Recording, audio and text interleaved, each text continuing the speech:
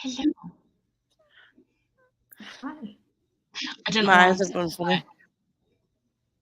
I thought I you'd be don't sad. know. You'd be like, it's the end. Oh no, I think just today I'm on like a thing. Anyway, while we're waiting for people to join, how are you? Oh, I think I'm I'm okay. downstairs.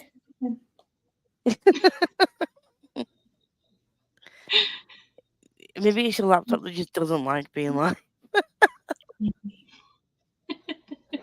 which I think is rude. Come on, it's just got to get through this one more live show. Just one more, and then it doesn't need to anymore. Why are you making noises at me?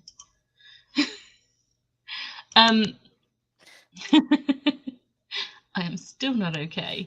Yet that is accurate. But this is this book in a nutshell. What did everyone rate it? A 1. Liar. 5. That's what I felt. Obviously. This is my second favourite series. I still think The Infernal Devices is my fave. And this would be next. I think for me, it's Dark Artifices is my favourite, which is a very unpopular opinion. And then Infernal Devices is my second favourite. And then I think that is an unpopular opinion. everyone seems to hate not hate Dark Artifices, but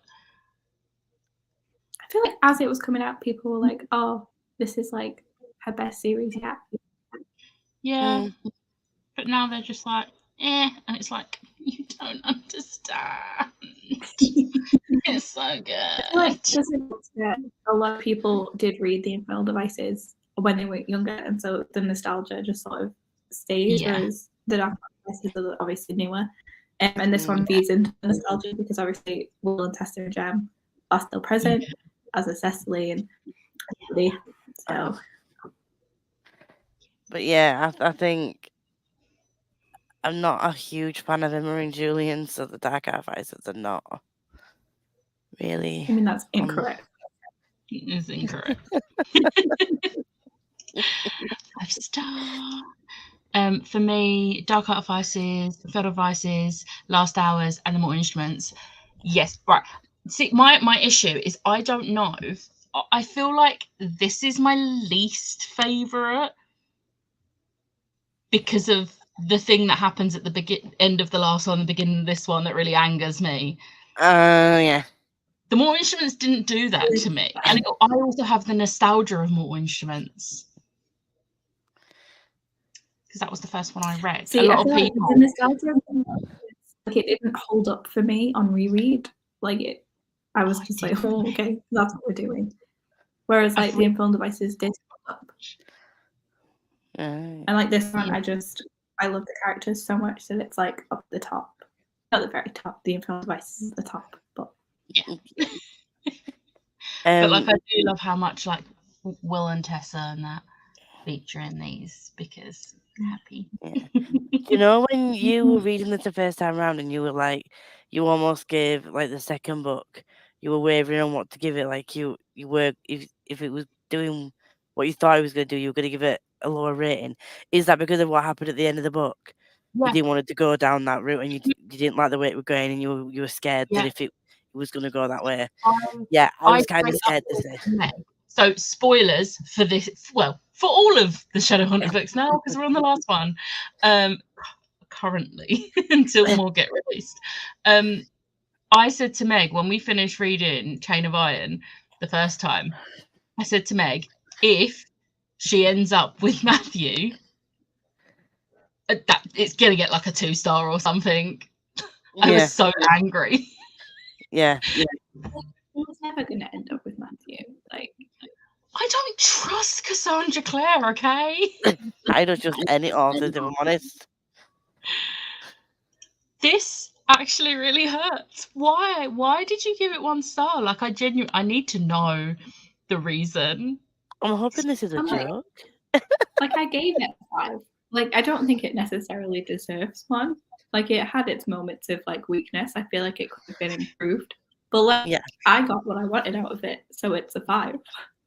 I feel like if it weren't for my like love of the series over like the whole universe overall, it probably would have been like a 4-star for me. Like if I had no like connection to the series as a whole, it was just like a new series I was reading by an author I'd never read before, it probably would have got a 4-star.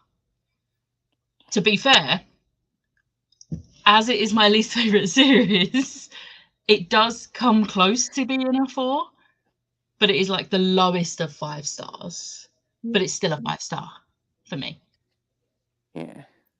Yeah. I feel like maybe there are some like pacing issues in it that everything sort of stagnates for a little bit and then it just goes crazy. Where I'm just like, it was fine because the stagnating bit, I was just like, I'm having a good time. James is like shooting doors. It's all good. Yeah. But then like there's so much that, and then the end is also quite like slow. What happened? Like the pacing just, but I was like, but everything that happened, I was fine with. So I was like, it's a 5-star. I feel like if the pacing had been slow and the content would have interested me, then that would have been.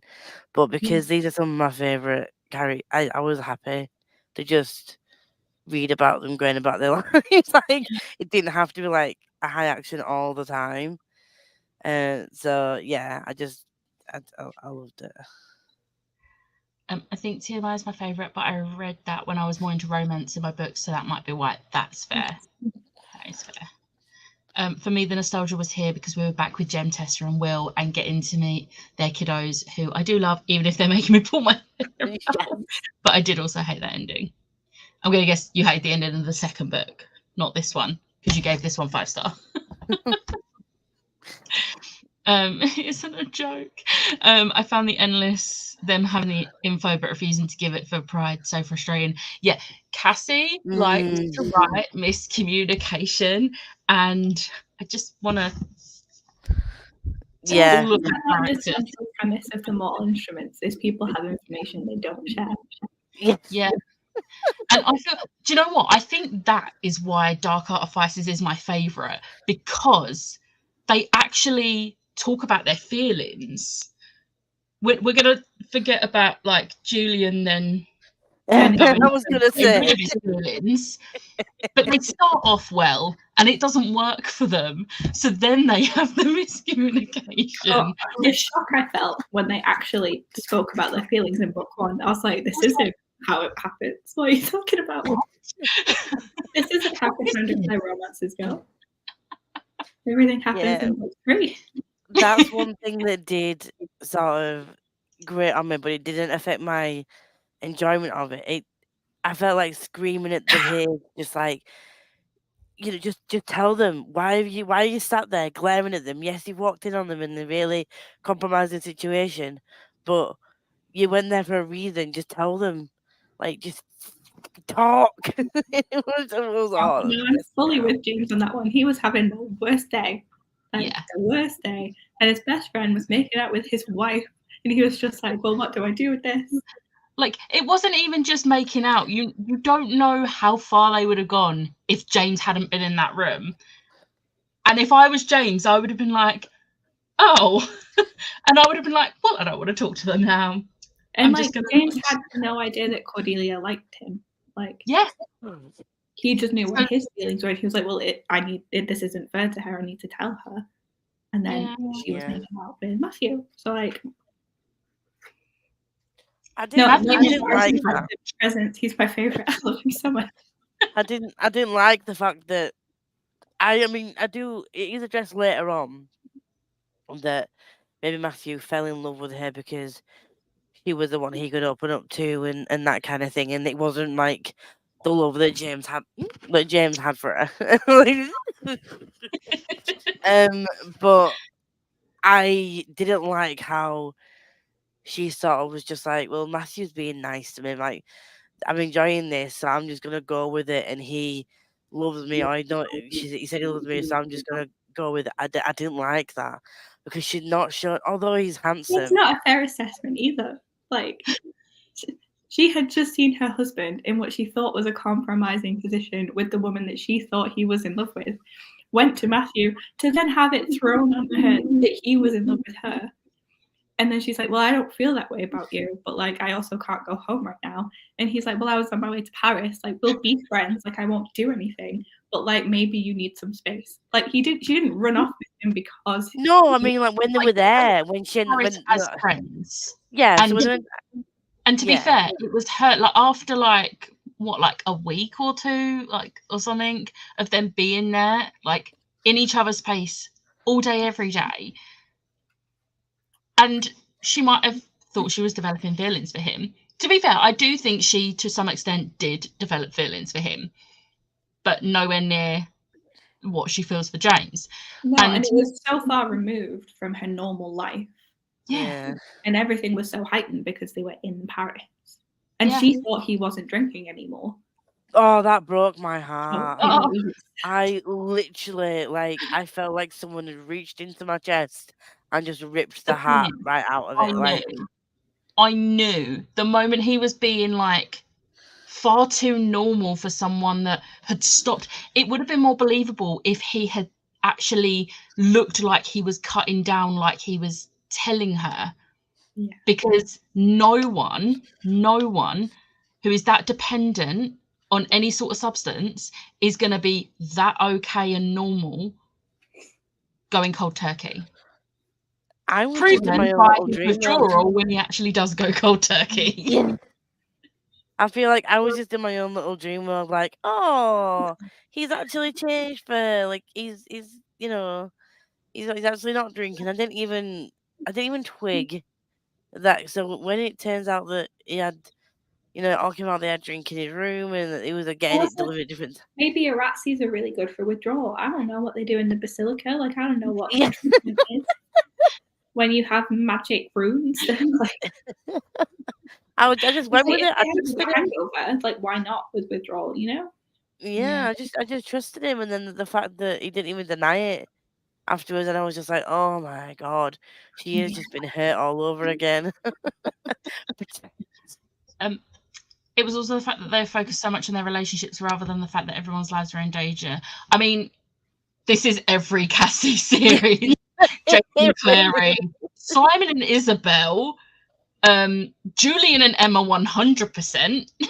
I feel like the only ones that probably was more on the job at hand was probably like Will, Tessa and Jem, but they still let it get in the way sometimes. Yeah. They were the least like Will and Tessa definitely slept together in like a cell. Well, I mean, they were trapped. What else were they gonna do? What, escape? They couldn't. They had to wait for Magnus to walk in like he does with everyone. They couldn't. They were too horny to function. But like that's what was missing here. Magnus walking in on someone. There was more opportunities. Someone though. Just wasn't a funny situation. I mean, he walked in Cornwall and he was like, yeah. But they weren't actually. They were just cozy. There was still that situation where like somebody had not necessarily walked in, they walked into a room while they were there. So there was still that awkward situation, but it wasn't a haha funny Magnus has done it again. It was kind of like, oh shit. Yeah. Although I do appreciate how in Tales from the Shadowhunter Academy, Magnus is the one that gets walked in on. Yeah. My favourite part of that book. Karma. Hate the end of the book too. Did not want another triangle the first time I read these. Yeah. What's wrong with a love triangle? It had like fun drama and angst and nonsense. Like, maybe that's another reason why Dark Art of Vices is my favourite, because there's not actually a love triangle. You think there's going to be one, but it ends up being a poly relationship. Yeah. Which is much better. Honestly, that increased the last book by a whole star for me. I was like, for the first book, I was like, I don't know who I wanted to be with more. And then it was like both of them. Yes, please, both. I got the wish. Focusing on the relationship instead of the doom is definitely a theme in Cassie books, though. Didn't Clary and Chase get it on in the demon world? Yeah, they brought condoms because they thought it was likely they would get it on in a demon world. Like, They were prepared for that. This was before she created the birth control room, obviously. I still One love of my looking at one of my first notes was I know that you both don't agree. I did kind of at one point right at the beginning when she was like opening her heart to was it, no Jem. I did kind of feel sorry for Grace at one point. Kind of. But Lucy and Jessie were just fucking adorable. I love Just so goddamn adorable. I just want to pinch the cheeks. one of my first notes was just, I'll give Grace one thing. At least she understands she's a terrible person and deserves the consequences. Didn't feel sorry for her, but at least she's got that coming for her. I don't, like I said, I don't condone what she did. I don't agree with what she did. And she is a horrible person for what she did. And she can't totally blame it on her, like, her mother. For making her that way. Or for making her do those things, because she could have said no. But, and I did say to Meg, maybe it is because I kind of, at that time I was reading it around, there was like some, not similar situations, because that would be weird, but situations where like parents had created certain situations where the kids had fallen into it at work. So it was around that time, and I was just like, oh, that I feel sorry for her a little bit, because, parents do have a massive impact on the kids. And then I just went down a spiral of like, yeah, I feel sorry for her. Then I was like, no, I shouldn't do. 'Cause she could have. I understand feeling sympathy for her. She's very much written in a way that it's easy to then sympathise. But like, I just suffered for too long between book 2 and 3 with that rage just like growing. That like, I wonder, I'm like sympathising with her, but also like she very much abused James for a decade, and I'm Yeah. Like, I wonder, Lisa, if you had read these as they were being released, if you would actually still feel sorry for Grace after having like almost 2 years for it to just fester. Probably not. No. Out, like, yeah. So I feel like there's a big difference between us two and you on this. Yeah, like I don't think I would, and I don't think. I think I just need to take it for what it is rather than like relating it to like real life. Because and like going back and rereading the first two after having read the third one, where you sort of see Grace become more sympathetic and like be treated better by the people around her and be removed from Tatiana, I'm still just like, okay, but you were truly awful in the beginning. Like when she has conversations with Lucy and she's just like, yeah, all I care about is Jessie. Like, screw everybody else. I will do whatever it takes. Yeah, I'm like, well, that's not healthy, is it?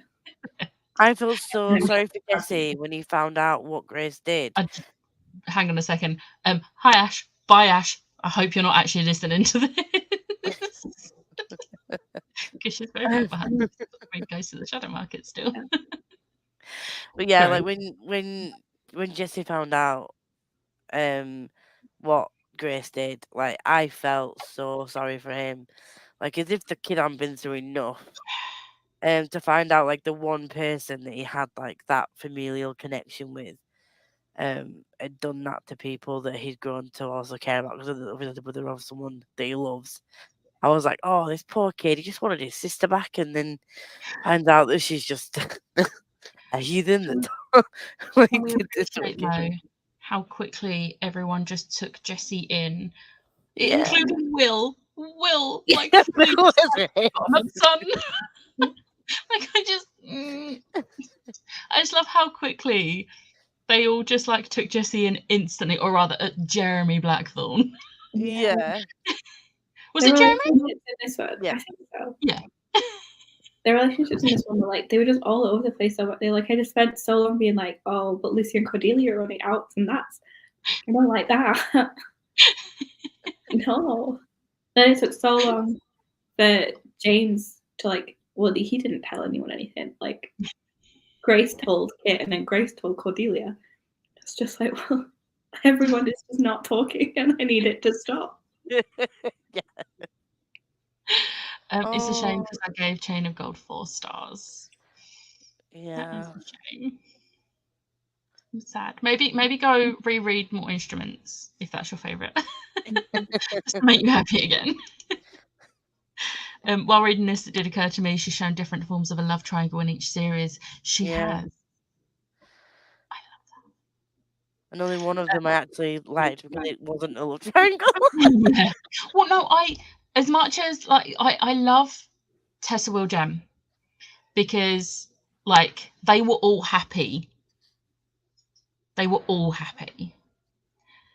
I mean, obviously there was sad one. Will didn't die, so I don't know what I'm talking about. He's happy, just living, being alive. And I won't accept any arguments on that. Because we don't talk about that. But yeah. I feel like we need to get it over with and talk about the death. No, we don't. We don't. I'm sorry, it didn't happen. Absolutely not. No. One of my first, so my second note is from page 39, and it's just first mention of Christopher, and I'm crying because he'll die soon. But like when we were first reading it, I messaged you and I was like, "Oh, Kit's really coming into his own in this one." And then like an hour later, I was like, "Well, okay, I'm crying now." I loved that we got more Kit, and then hated it because he just got taken away instantly. And I'm One like, of my notes was when he was talking to Grace. I know that in Kit's mind, it was just scientific. Like he might have had some sort of caring feelings towards her. I don't know if that was like involved, but it did kind of. It was like, well, she's science. She's got a scientific mind. She can really help me.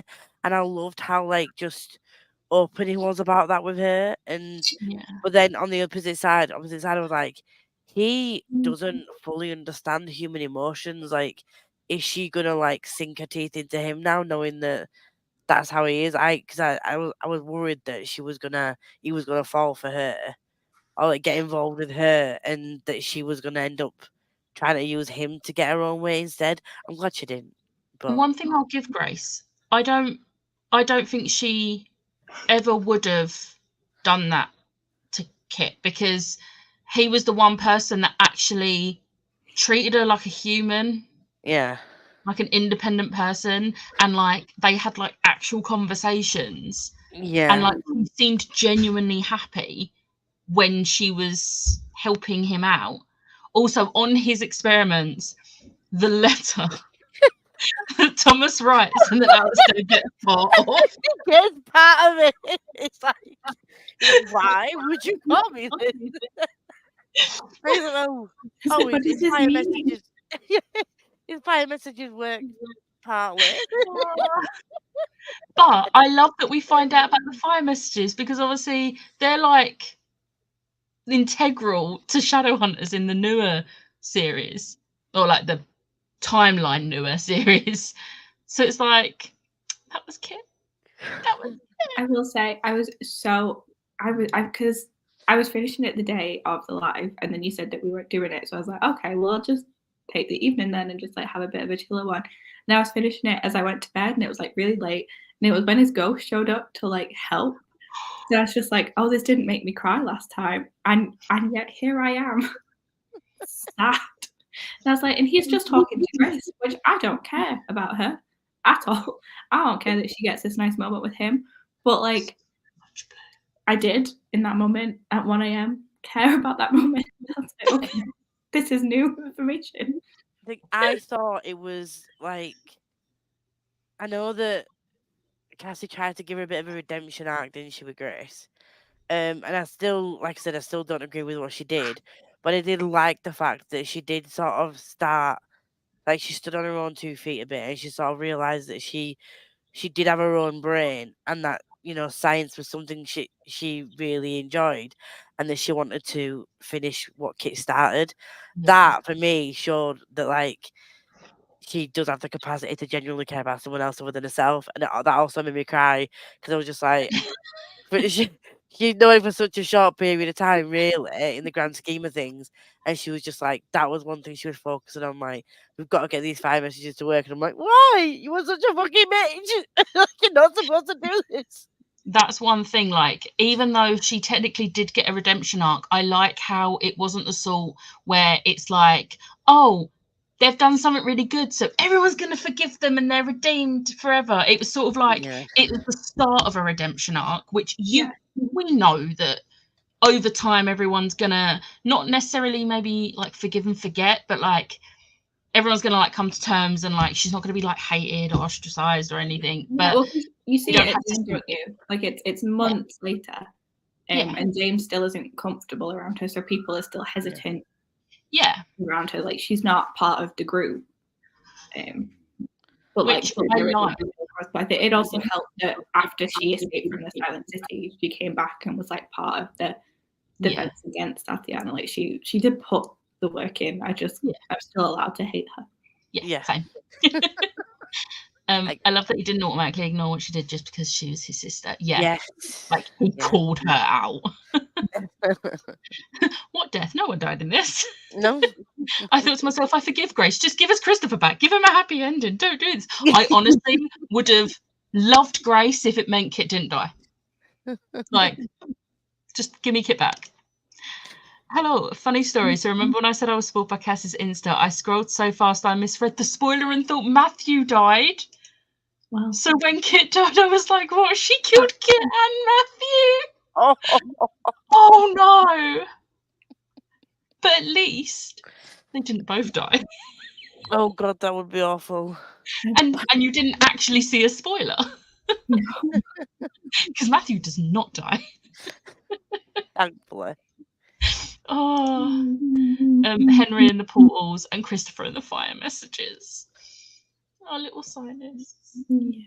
I'm wondering if in the Wicked Powers something will get mentioned and it turns out that Grace like invented it or something. I hope not, but you never know. It'll be like, oh, this was invented by some Blackthorn years ago. And you'll know that it's Grace. Every damn time she had to bring up Thomas was the last of the Merry Thieves, and if they didn't get Matthew and James back, it would stay that way.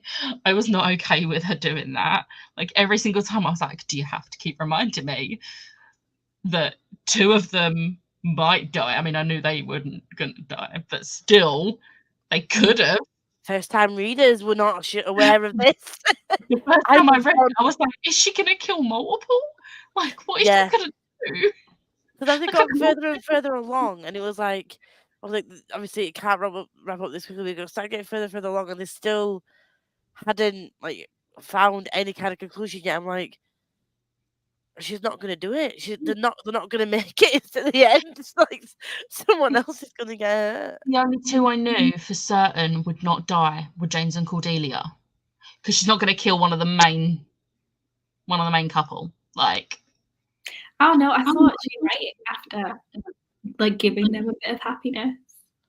Yeah. I mean, that's fair. It's like you knew that James had to like accept Belial and then had to like get that third blow. So it's just like, but what if she doesn't heal him in time? Like, what if? When she did it, though, I was like, what? No, they're going to bring him back. There's still so much of the book. And that was right. I can't. The amount of times I felt like, I released a breath I didn't realize I was holding. I was that fucking cliche so many times in this book. I was like, seriously? She's gonna give me some kind of issue, like, more issues than I already have actually. I mean, but when I tell you the stress I was feeling as it was ending, thinking surely she won't kill Matthew right when everyone's getting their somewhat happy endings. Could you imagine if she had? Oh my god! Right at the end, like, bye. And there would be sober. You've got sober. You've turned your life around. You're gonna go traveling. Oh shit, you're dead. One of my early notes, it's funny because page 113 is Matthew, do not declare your love to her. And then the next note was page 119 in capitals, stop kissing her. But then the next one was, I would die for Thomas and Alistair. Yes. I love them in the carriage. I love them.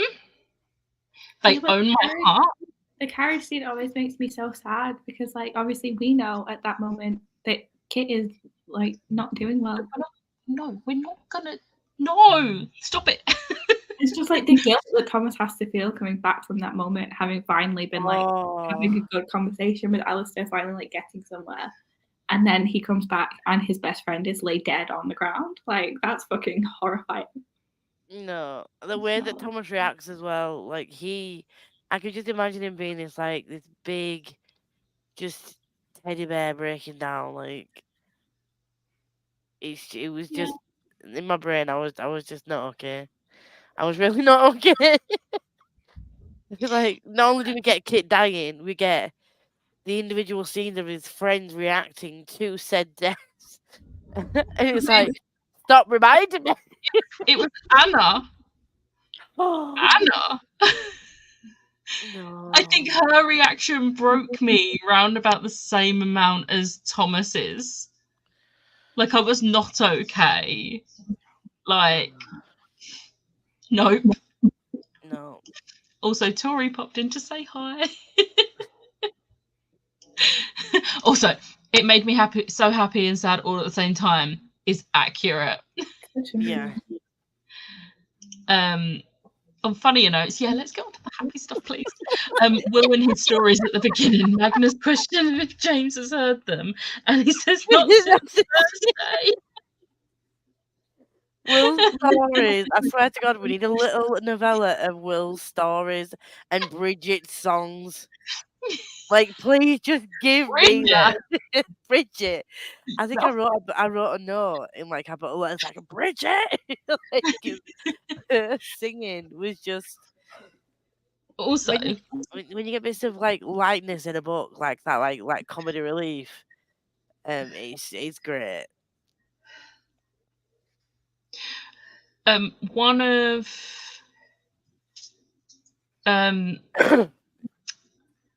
one of my favourite bits is when they're all. I mean, we're skipping right near the end now. We'll go back and talk about more, but it just come into my head, and I know I've got a note, but I'm gonna say it anyway. When they're all like, everyone's going through the doorway out of London before it gets closed, and Oscar, award-winning dog Oscar, is the reason that no one suspects they're staying behind. Like, that dog is amazing. They just got him to act and they're like, just run away. Like, I can't believe it. That was it. Also, when Matthew is in withdrawal and all of them lay on the floor, there is a picture. If there's anyone that doesn't have the physical copy, I'm going to find the picture for you. It's on page 277. Yes, I made a note of it. Yeah. Oh, just before that, though, Harry and Anna getting Winston the bird.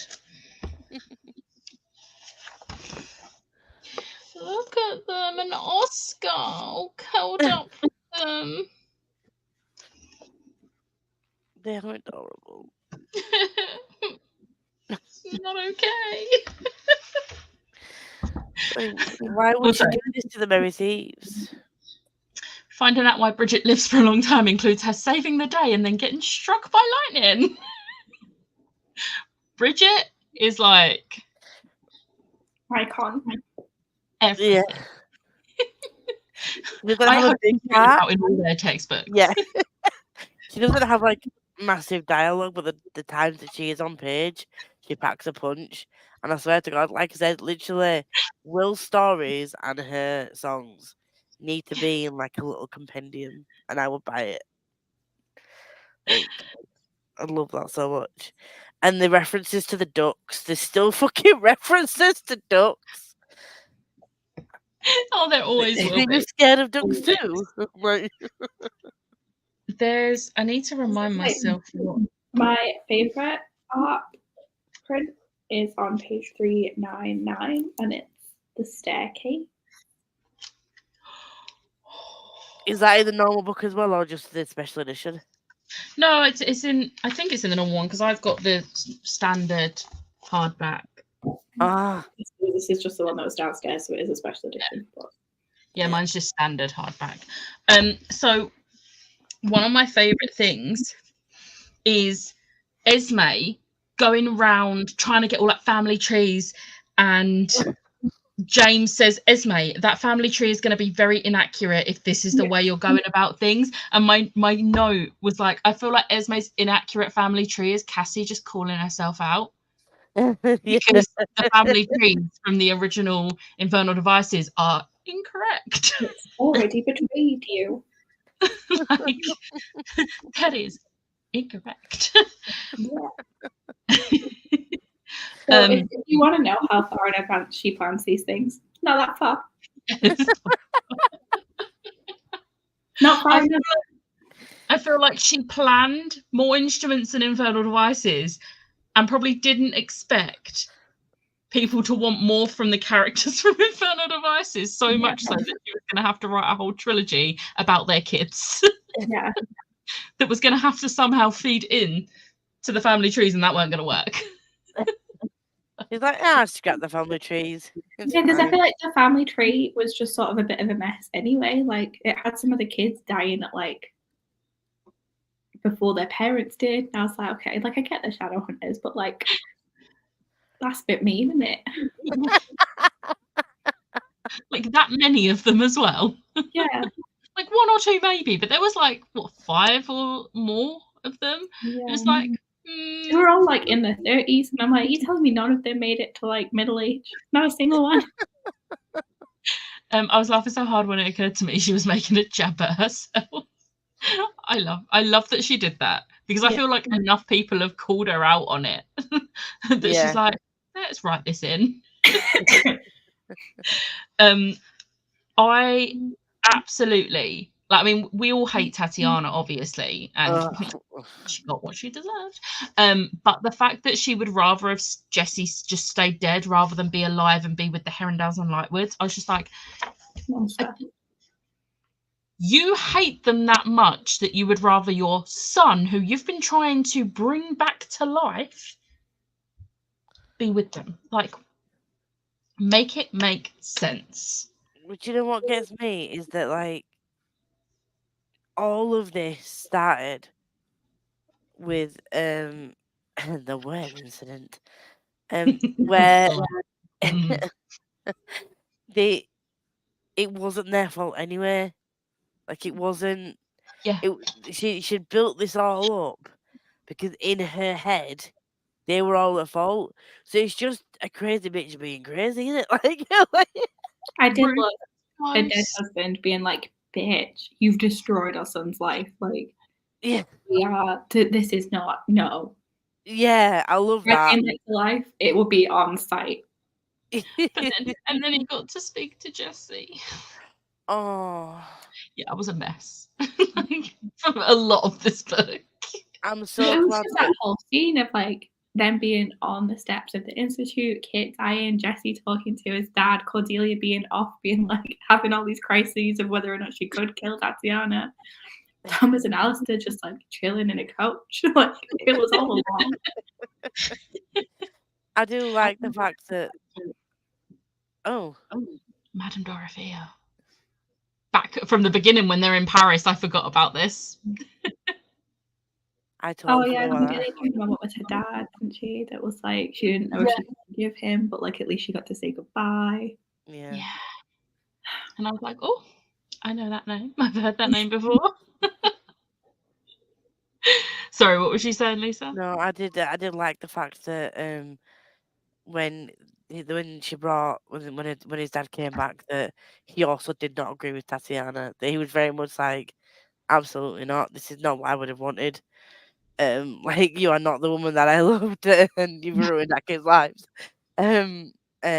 So yeah, and I did think that the fact that he did get to speak to Jessie was just really sweet, because again, it's been through a lot.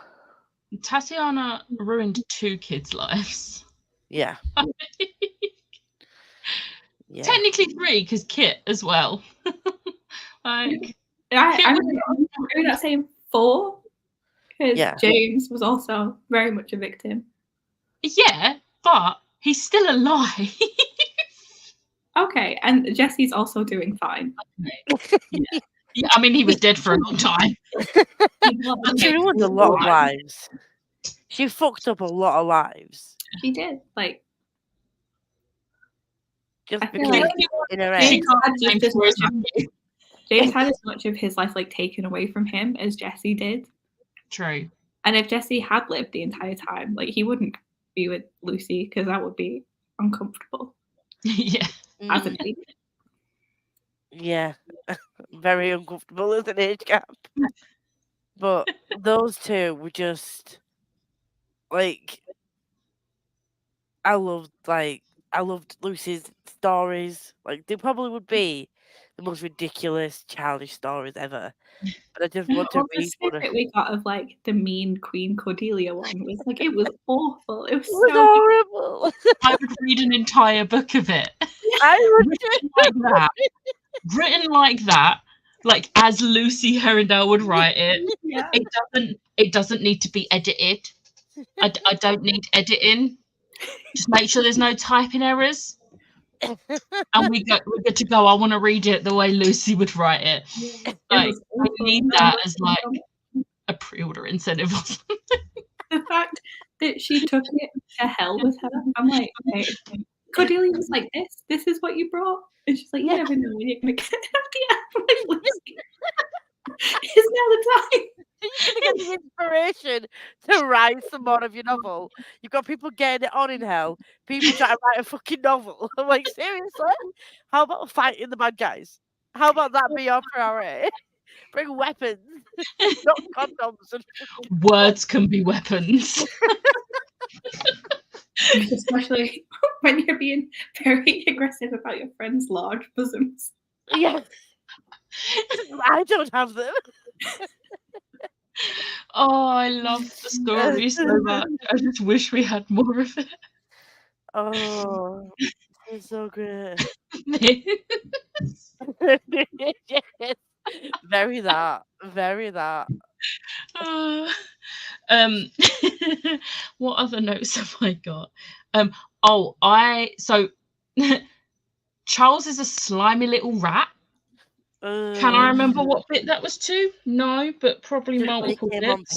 Probably during that council meeting when he was like, oh, can we really trust the Herondales? They've known about Belial the whole time. Was he truly so loathsome that he would betray his own family? Yeah, I never trusted him anyway. I knew that he was going to do something like that. He was blackmailed. It wasn't of his own volition. But like, I mean, yeah, and then I like that Harry called out her dad for blackmailing. Yes. I also love how like Harry's mum left him, like, and like she's living her best life. Yeah. I'm just like, yeah. I was worried that after all this between Harry and Anna, that because obviously it's a massive thing that she was like striking out by herself and being independent and stuff. I was really worried that like the pressure of them, what they were saying to her, was going to get to her, and then she was going to end up going back. But I'm glad she didn't, obviously. I was more concerned that they just wouldn't have a conversation.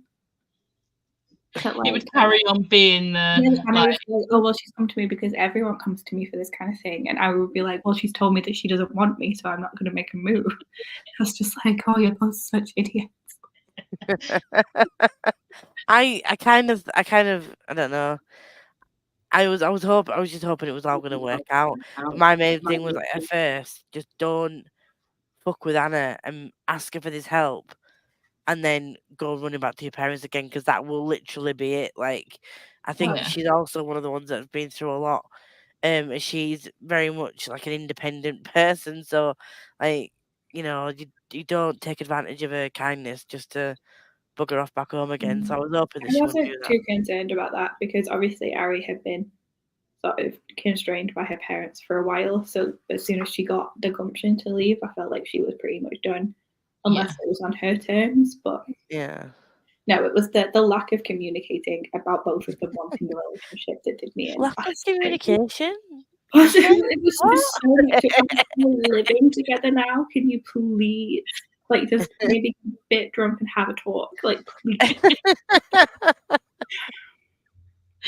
Oh. I love Lucy's crafty little way of getting Jessie to kiss her. Like, oh, I need to like see if it happens again. Like, like maybe we should kiss. Like, see what you're doing, Lucy. Sneaky. Those And two then were it just adorable. I love them. I think so all much. the couplings by the end were the right couplings, and Yeah. they were just. I think the relationships are just. None of them have been easy either, have they? They've all been through something to get together. Yeah. Like, I feel like the easiest one. I'm so sad.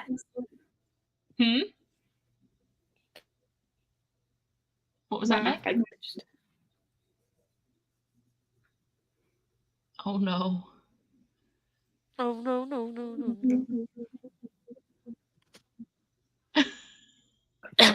Meg, everyone seems to be moving at normal speed now.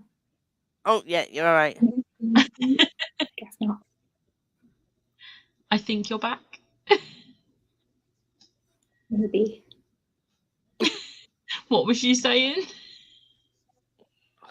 That I'm obsessed with James, and he was obsessed with Cordelia. That he like broke a very powerful charm that had been on him for like that shit is everything that I want in a shitty romance, you know? We'll break a powerful charm for you. I love you. So long, and like he didn't have the ability to like vocalize it. So as soon as he could, he was like, "Oh, this is like consuming. This is like." The fact that he got the necklace when he was still under the spell, like, oh, yeah, I love him.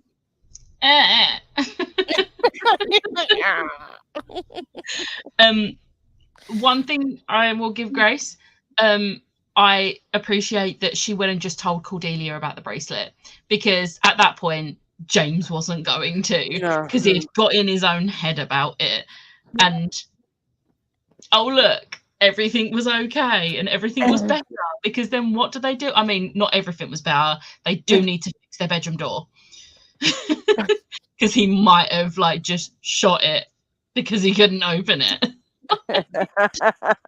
Yeah, Jay. He was stressed, okay? But I really love just like James and Cordelia having that like lazy domestic morning in bed as well. I was just like, I want this. I want them to have this every day for the rest of their lives. They got like a day. They got a single day. Shit went like crazy. I'm glad they at least got that though. Before everything just like went to hell. Literally. Magnus driving a carriage through a portal. That man is an angel and should be protected at all costs. Bless him. I'm trying to. Belial using the buried bodies of silent brothers and iron sisters is clever. Like, hated it, but it was clever. Like, I hate that though. Why? No. I was like, oh, nicely done. Made me feel a bit sick, not gonna lie. And I was like, ew. I don't like it. But it was clever. It was. I'm not saying I liked it, but it was clever. We've talked about all of this in like a completely different order. Surprise. Because I'm currently on I love that they used Oscar as their distraction when everyone was going through the portal, which we've talked about. Malcolm researching necromancy. I was just like, we all know how that ended up. See, the thing is, the whole time they were like, oh, like, and Lucy like trusted Malcolm to help her. I'm just like, you don't know what he's gonna do. We all know what he's gonna do. It was the way that it started out with her thinking like that he was going along with the whole, like, she wasn't actually going to bring Annabelle back. She was just going to, like, bring in her ghost there just so that he could say goodbye. Yeah. And he just, like, he didn't really say that wasn't what he wanted until he realised he wasn't going to get what he wanted from her. And it was like, and now you're going into necromancy. Cool. You're gonna kill a child. You're gonna kill a child in like 100 years, and I hate you for it already. I think that was one of the downsides of knowing his story arc. No, I think it's better that you know, like, because otherwise, Meg read it in the wrong order. She read these before Dark Artifices, but the thing is, okay, but you knew about Malcolm. You knew about Malcolm, and I feel like the thing with this is if you know, or if you don't know, if you read this first, then when you read Dark Artifices, you're instantly, when the moment someone mentions necromancy, you're going to know it's Malcolm, their friend, and it's going to ruin everything in Lady Midnight. Yeah. Because it's going to spoil it instantly. I don't know if it did ruin it though, because like obviously I knew that going into Lady Midnight, and I was just like, it made it worse because they were so trusting.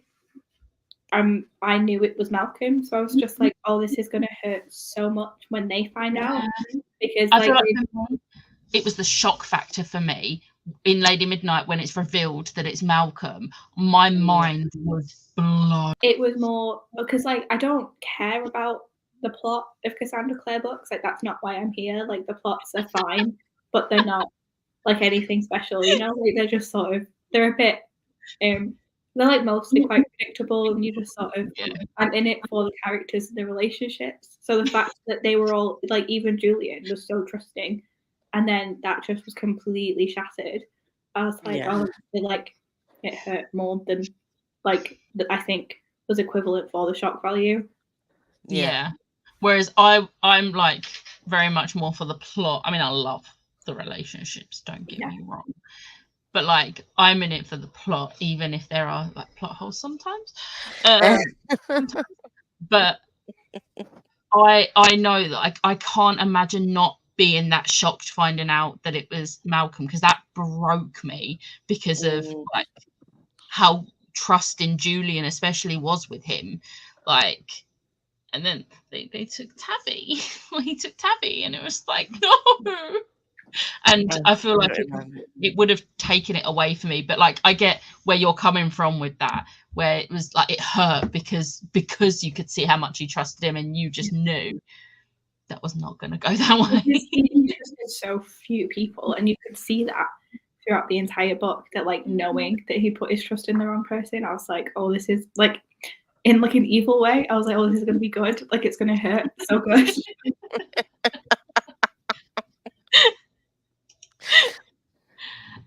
If all of this with Lucy and Malcolm didn't happen and he never found out about his lost love, Livy would be alive. If he had just gone on believing that Annabelle would become an Iron Sister, then Livy would be alive, not just in Seoul. I read Chain of Gold and Chain of Iron first, but for some reason I didn't automatically remember it being Malcolm. I mean, I'm glad. I also feel like because he's in the second one, but he's only really in the first one. Like I feel like because after that you get sort of all of the secondary plot of like Fuel and stuff. Like he's not really as relevant. So I feel like the Dark Artifices plot can be overshadowed by like everything else going on. Yeah. There is a lot that happens in that. Yeah. Yeah, I was gonna say this. For wicked powers, which I'm very excited about. I don't know. I really need to read the Blackthorn letter one, the letters from Blackthorn Manor. Oh my god, is next month. I feel like it's got a lot of extra content that is going to be really relevant for the wicked powers. Like, can you them that is not like a Tumblr post? I feel like it will be made available maybe as an ebook format after the Kickstarter has happened, because if it's going to have relevant like things in, Like I know for sure something that happened in it has like a big effect on Kit, and I'm like, well, he's super important to the Wicked Powers. Surely this is going to be relevant. Yeah.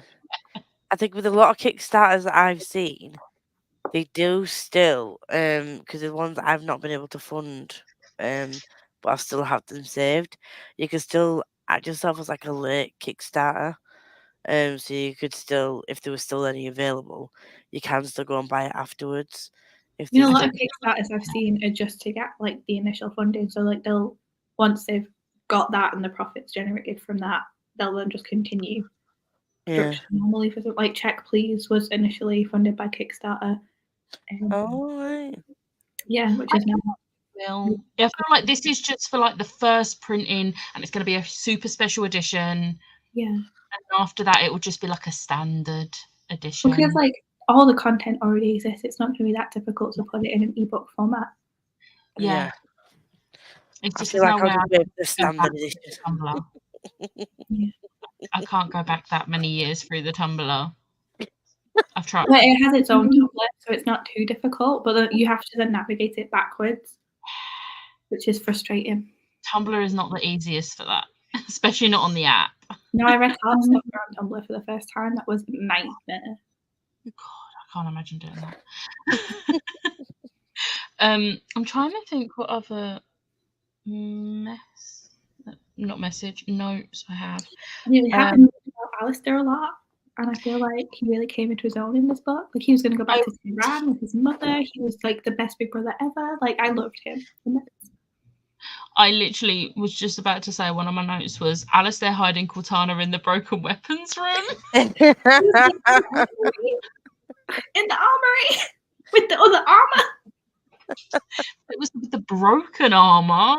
It was like which like very fair, but also she was like aghast.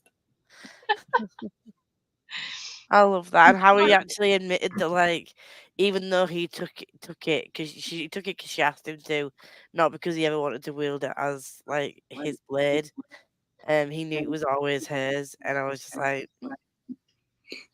and that like he never wanted it for him when he was younger. He wanted it because he didn't want the pressure to be a hero. I love Alistair. He really grew on me over the series because I did dislike him in one.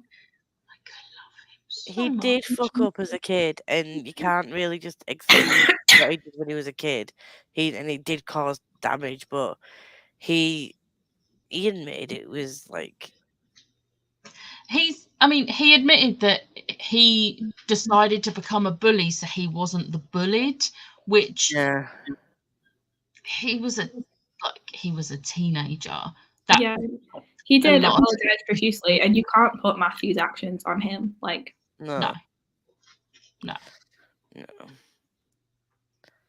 But he was just perfect. He genuinely like loved his sister so much, and you could tell that he would do anything to protect her.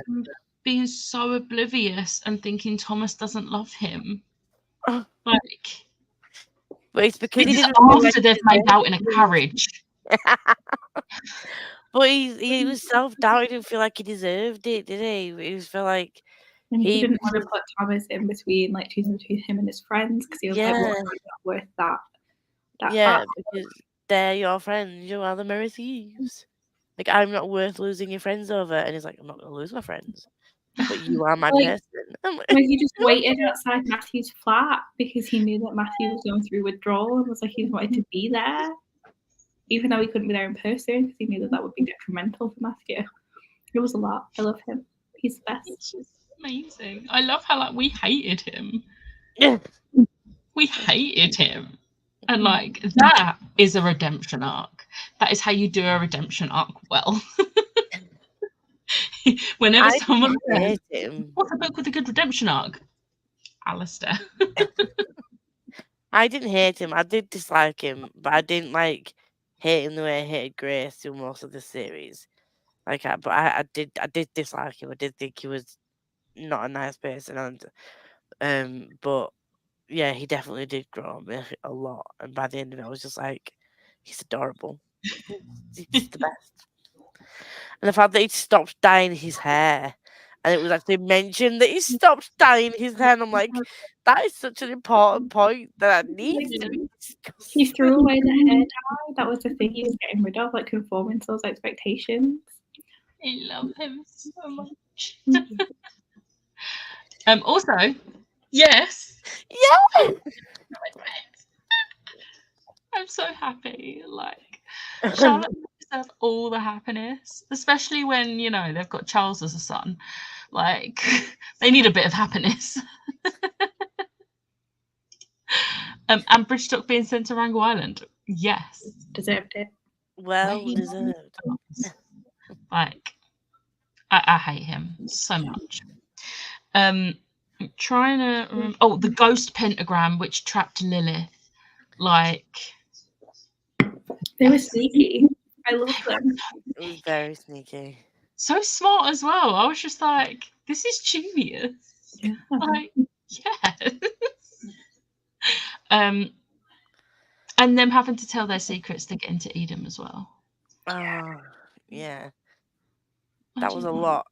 And like it sort of They like were so mad at each other. It was like, Yeah. oh, this is like the first step. You need to take the step, but also stop being mad at each other.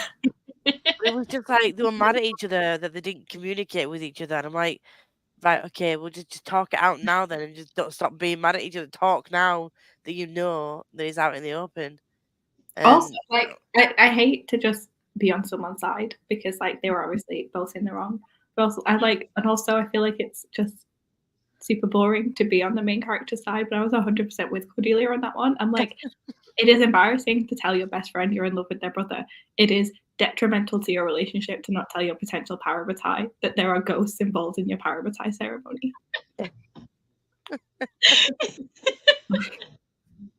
Stop yelling at her that she's prideful because she didn't want to like delve into the fact that she is in love with your brother, because that's weird when she knows that he does not love her. Like, that's just going to put strain on your relationship with your brother. Whereas like, you had whole ass ghosts at your fake parabatai ceremony. Like, that is something, definitely something you share. Yeah, the second Cordelia had something that would impact her relationship with Lucy specifically in terms of being a parabatai, she was like, okay, we can't do this anymore because I'm a paladin of a greater demon, and that's bad, and I don't want to put that on you. Yeah. Lucy was just like, my secrets are my secrets.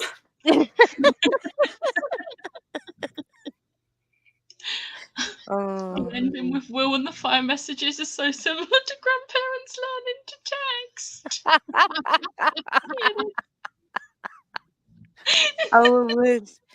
I think like at the end, and like near the end, like when everyone was like being openly communicative. Obviously, earlier on, James was telling his dad about things that had been going on and started to open up. But near the end, where Matthew was open and honest with his parents and stuff, and I think as readers, because we know his parents, I was just like, they're not gonna hate you, they're gonna understand. Like, just talk to them, stop torturing yourself.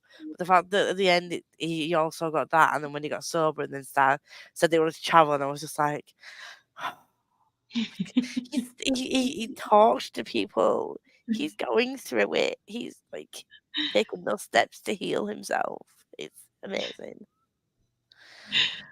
Well, one of the things I wrote was, if anyone still hated Alistair at this point, then they better have changed their mind when he saves Matthew. Like, I really was like, anyone that still harbours any hatred for him better stop that right now. Yeah, right now.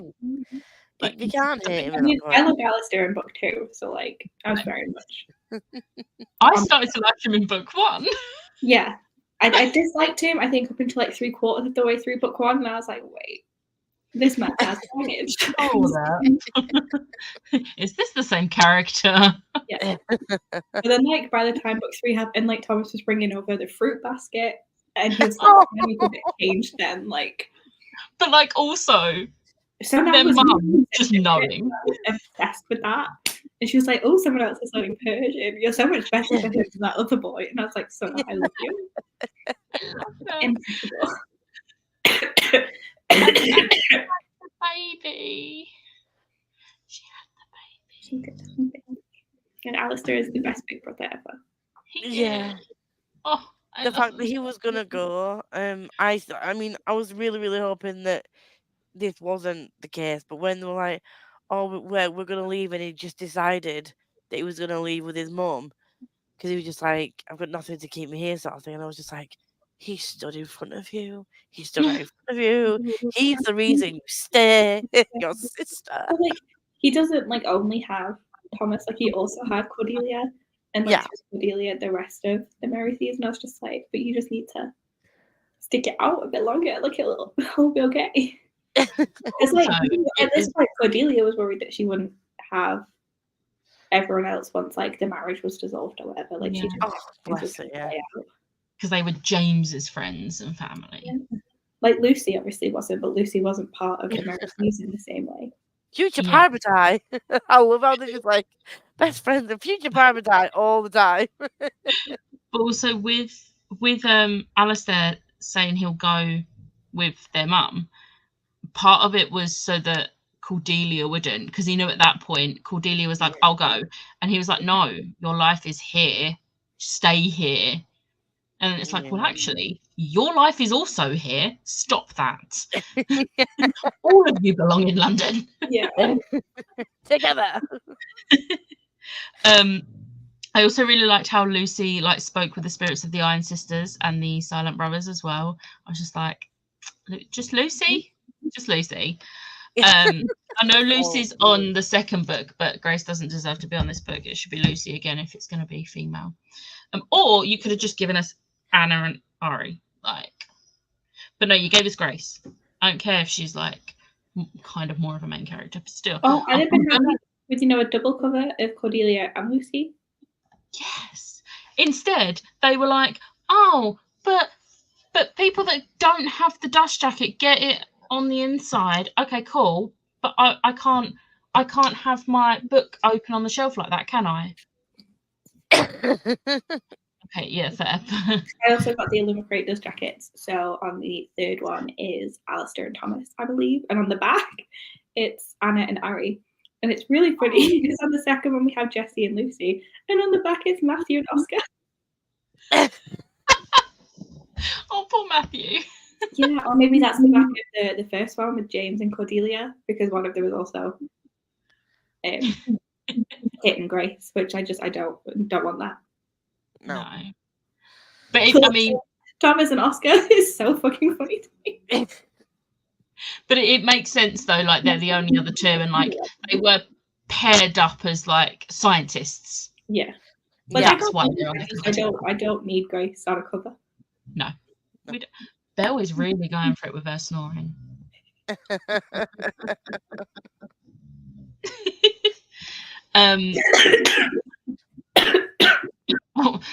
James taking back control and stabbing himself with Cortana is really a Herondale thing to do. Yeah.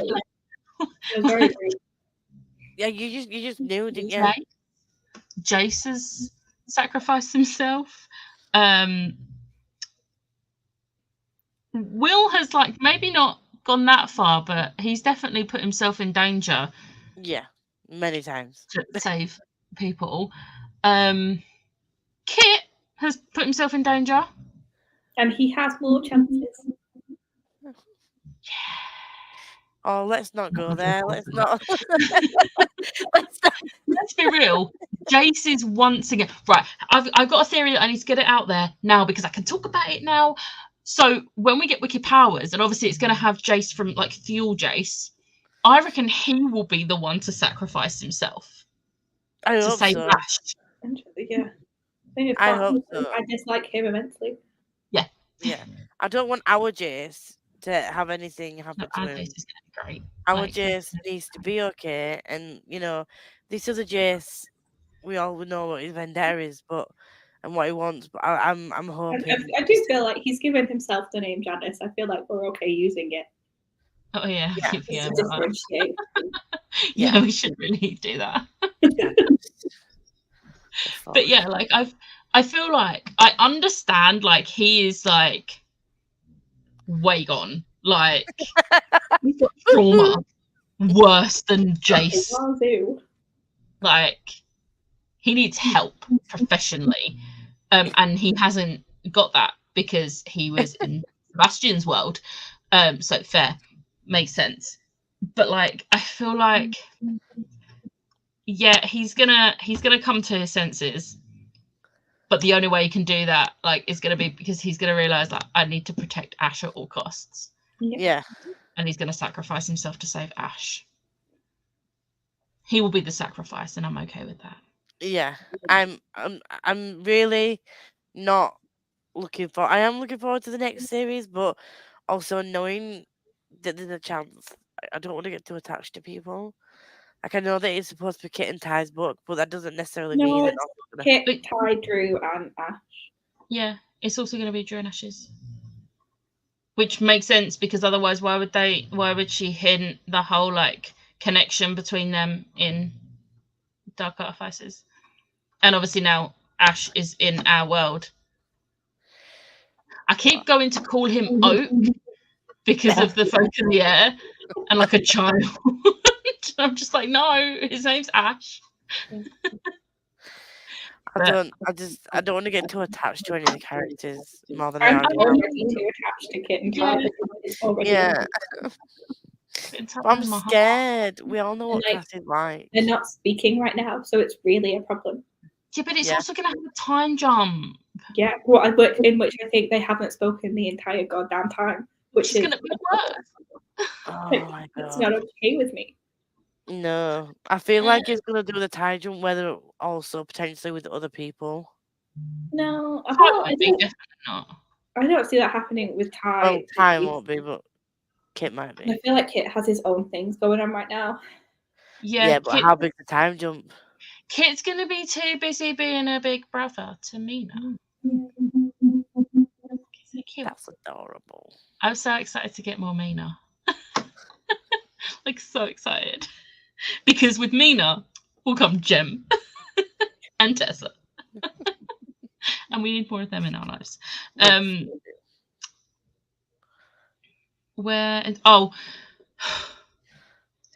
One thing that got me was the fact that Baby Carstairs got called Zachary, like Zachariah. And my brain was just like, not okay. Just not okay. And like she's very deliberate with her name. And it hurt. But also, Zachary. I need artwork of Alistair holding his little brother. Yes. Is that that would artwork? make me cry. We're gonna have a look, see if there's artwork. And I'm not gonna look at it.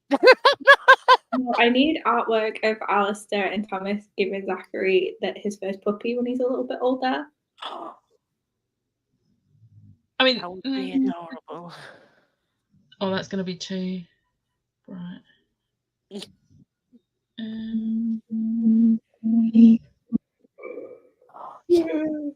Still too bright. Still too bright.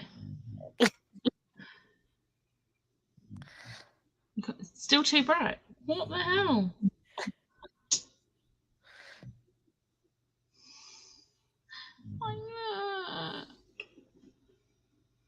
So cute. Also, Lisa's mentioned time jump brings an older Maz and Raph. I'm assuming Maz is Max and Rafe. I'm so excited. I can't wait to see like Max the Shadow Hunter. Like, oh, they're gonna be so cute. It's gonna be so long until it comes out.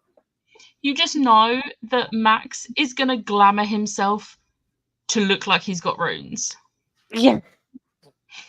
But he's a shadow hunter. He's not just a walk. Runes. I just love them so much. He's gonna have runes.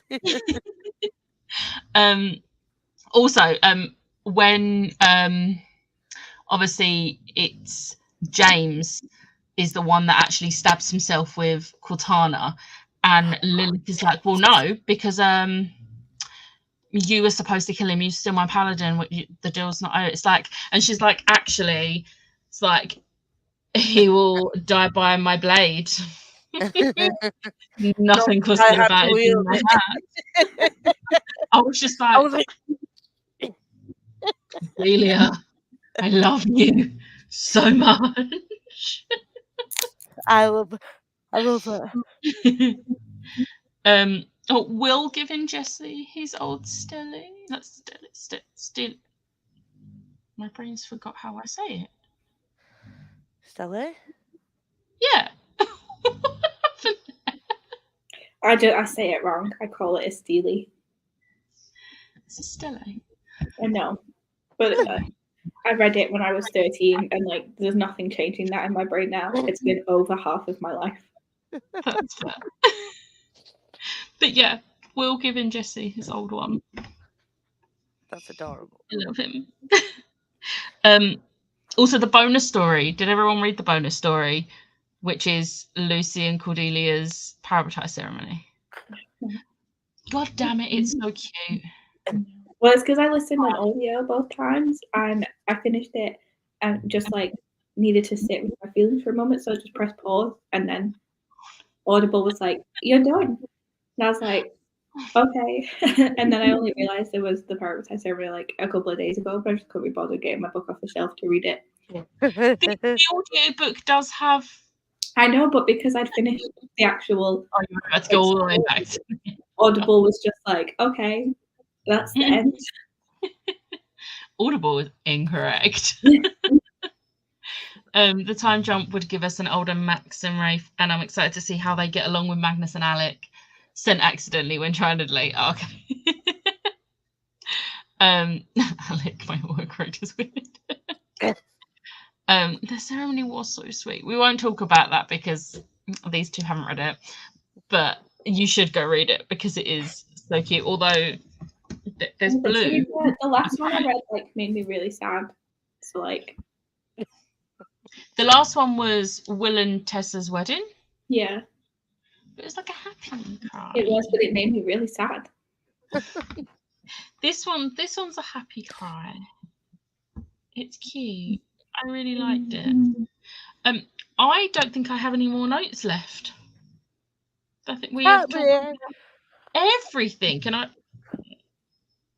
I've just come off of it anyway. I feel like I could talk for hours about how obsessed I am with how obsessed James is with Cordelia, but like, I feel like I got the point across. These are all the notes for Chain of Thorns, and we've talked about all of them. I do love... In the wrong order. I do love, though, how when the bracelet was broken, now that you mentioned it, how obsessed he actually is with Cordelia, and how he was like, how did I not realise this before? Yeah. That, like, this feeling is how love is supposed to feel, and, like, and I was... It just...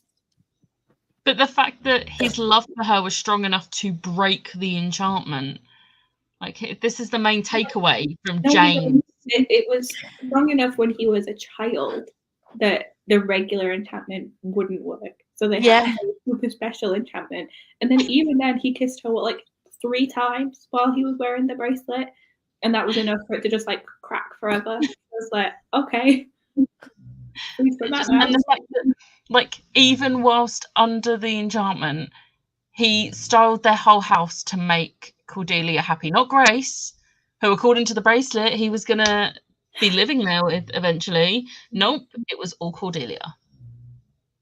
The whole thing was just... I just love them so much. I'm obsessed with how obsessed he is and how much love there is there. Like, I want someone to love me that fiercely. Like, that was just fucking ridiculous. I just love them. Yeah. I do like the ending with all the couplings. Yes. And I really like the whole, like, putting something into, like, the grave, like burying something. I really liked that. And I liked that Grace put the bracelet in.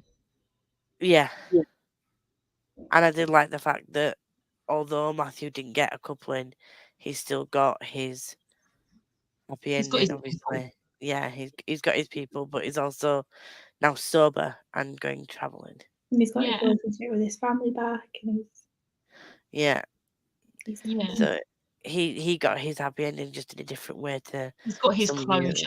you. Yeah, And like I appreciate that not everyone's closure had to be a relationship with someone, like a romantic relationship with someone.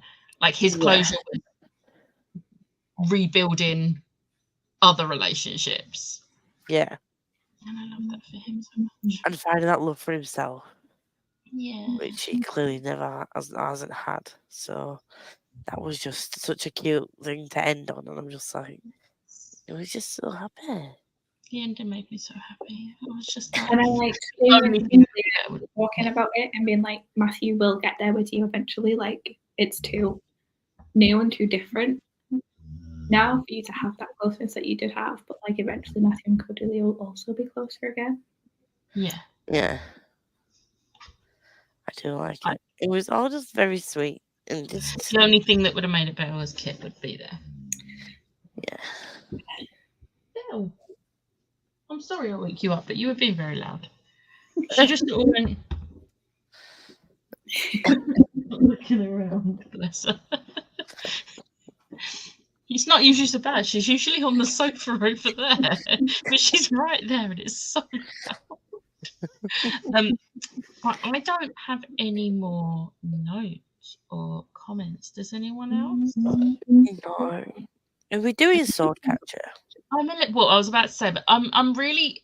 It's very bittersweet. Like, it's a relief to have one less thing on my plate. Like having to read a book every month. Like, I have to read it and I have to take notes and everything.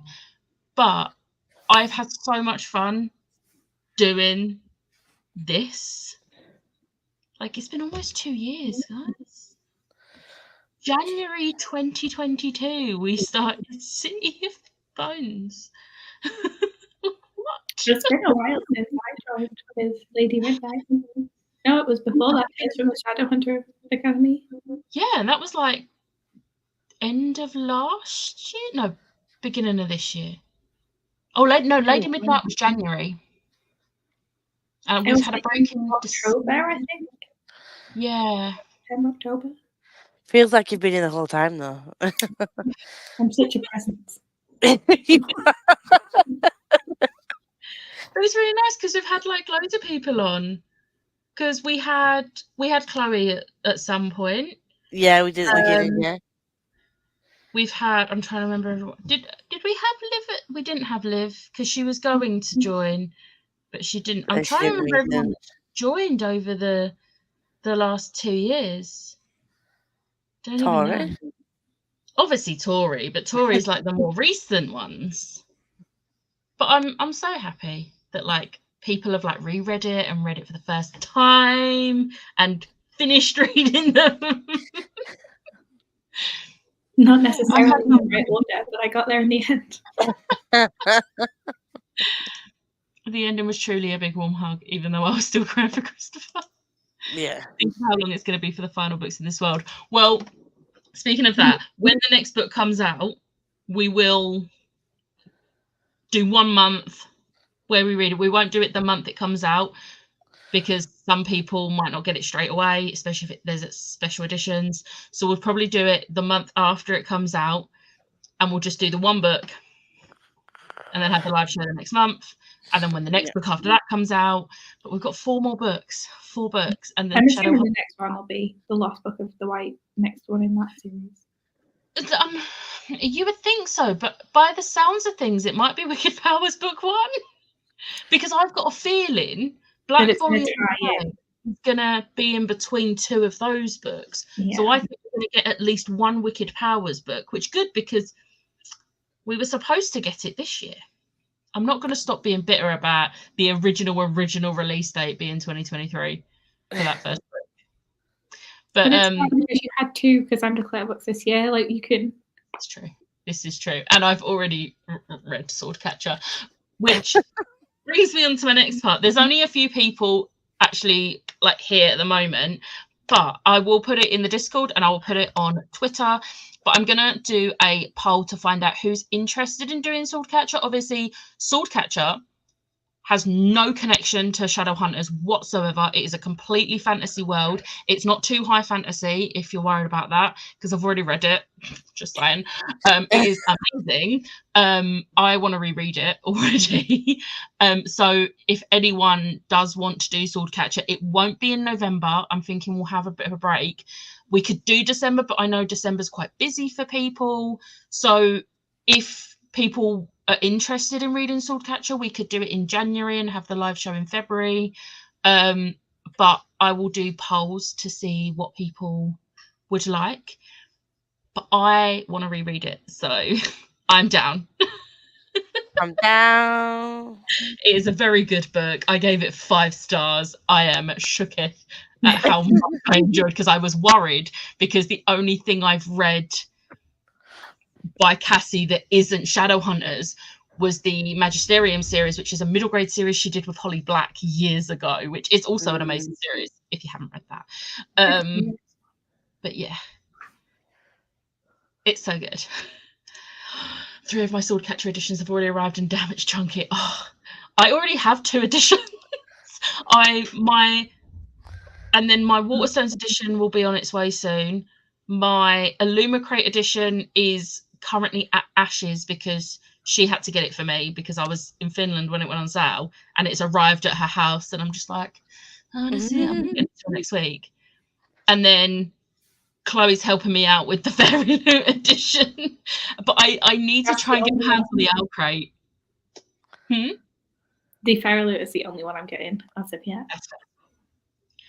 But yeah, I need to try and get my hands on the Owl Crate one because I want that one too. I mean, I have an address you can ship it to if you would like my mum to bring it home. Or my nan. It depends who goes to America first. I may do that. I might look into it. I don't know if it's sold out, to be fair. I haven't. I've just avoided looking because I don't have the money to get it. No, I keep sadly staring at the Owl Crate website, wondering if Divine Rivals is ever going to just pop up again, because that edition is so beautiful. But I didn't buy it when it was there because I was like, maybe they'll do a book only one because they only had boxes. I didn't really want a box. No, they didn't, and it's sold out. Wasn't it? Okay, that's on me. But yeah, thank you everyone for joining. I'm really sad. Like, ByTheAngelAlong is finished for now. For now. Like if people do want to do Swordcatcher, it will still be like I'll do a channel on the Discord and everything, and it will still be advertised on the ByTheAngelAlong just for ease. But yeah, it's not Shadowhunters. It's just Cassie. It's the end of me. It is. I am gonna be a wreck when the final book comes out. I feel like I'm gonna cry before I start even reading it. Like, I'm not ready for it to be over. Oh, you've got a few years yet, so you're all right. I know, but the end is near. It's nearer than it was. I love this. I was originally only going for Waterstones, but I'm too weak. Because I got the paperback and hardback arc, I fully was like, just going to get the Waterstones one. And then Illumicrates was too pretty, and I know Fairy Loots is going to be, and I'm like, damn it. Maybe I'm going to have more editions of this book. Oh, no. But, yeah. Anyway, thank you everyone for joining. And we'll see you in a while. Crocodile. Bye.